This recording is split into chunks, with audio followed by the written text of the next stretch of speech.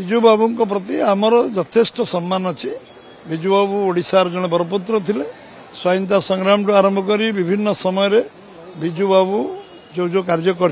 समस्ते ओडिशावासी सबुदिन जो भल काम कर मन रखिए एवं जो विषय सी कही विषय आमर आज आम श्रद्धांजलि अर्पण करने दिन विजु बाबू श्रद्धांजलि आम करवा आत्मा स्वर्ग अच्छे एवं आम ससम्मान श्रद्धांजलि दवा एवं किंतु जो विषय सी कहते सेटा राजनीति उद्देश्य प्रणीत वाक्य सी पूज्य पूजा ओडिशार होचे गोटे आम हाड़ मांसर पूज्य पूजा अच्छे जो मैंने भल काम कर डॉक्टर हरेकृष्ण महताब हूँ गोपबंधु दास हूँ सी आम मधुबाबू हूँ आम नवकृष्ण चौधरी हूँ जो मैंने महामनीषी आम आम जो मान लक्ष्मण नायक टू आरंभ कर जो मैंने समाज रे विभिन्न संघर्ष स्वाधीनता संग्राम आरंभ कर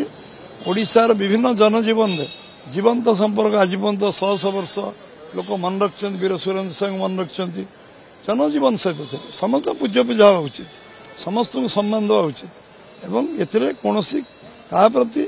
आंच आसा उचित विजुबाबू जो सम्मान अच्छे से अतुट रही वाक्य जड़े पूर्वतन मुख्यमंत्री दायित्व संपन्न व्यक्ति एभली भाव में वक्तव्य दवाटा रिमार्क दवा कहवा उचित उचित हेनी मो विचार आम जो कथा से कहते मन रे से निजे कहते किए कहूँ जानी से उचित नुहे एमती जो कई एडवाइस दौता है से एडवाइजर भूल अच्छे और निजे यदि कहते रिथिंक करवा दरकार पुनर्विचार करके स्टेटमेंट दवा उचित से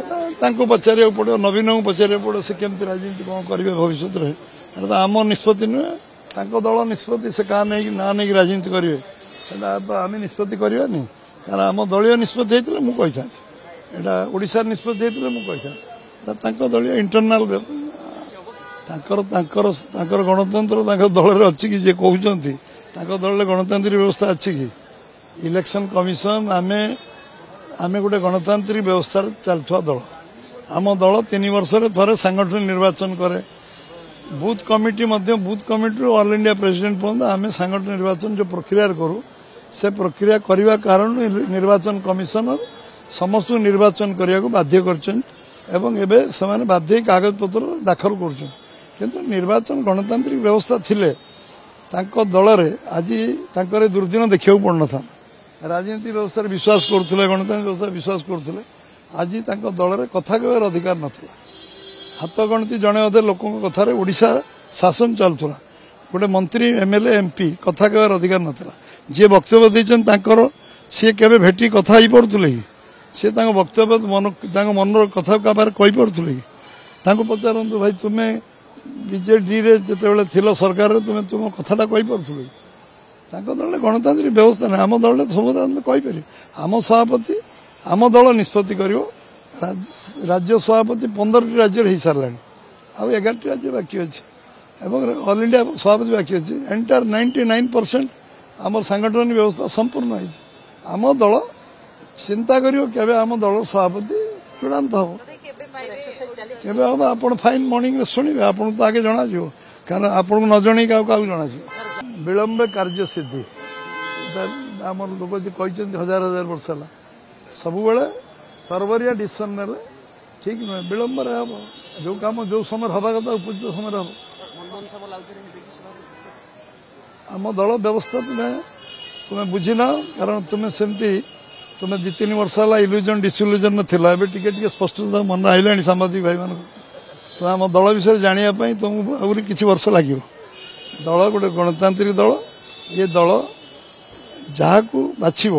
ताकू समस्ते सभापति भाव मानवे ये गोटे व्यवस्था आमको आमर सभापति भाव में दायित्व जहाँ को देवे ताकू भी मन समझ मानवे बुझे एटी कई पदवी पचर ना कार्यकर्ता दायित्व सबू कार्यकर्ता अच्छे आम जो मेंबरशिप है 75 लाख पाखापाखि समस्ते कार्यकर्ता मुख्यमंत्री भी कार्यकर्ता दल सभापति कार्यकर्ता केंद्र मंत्री 3 जन कार्यकर्ता आमर जो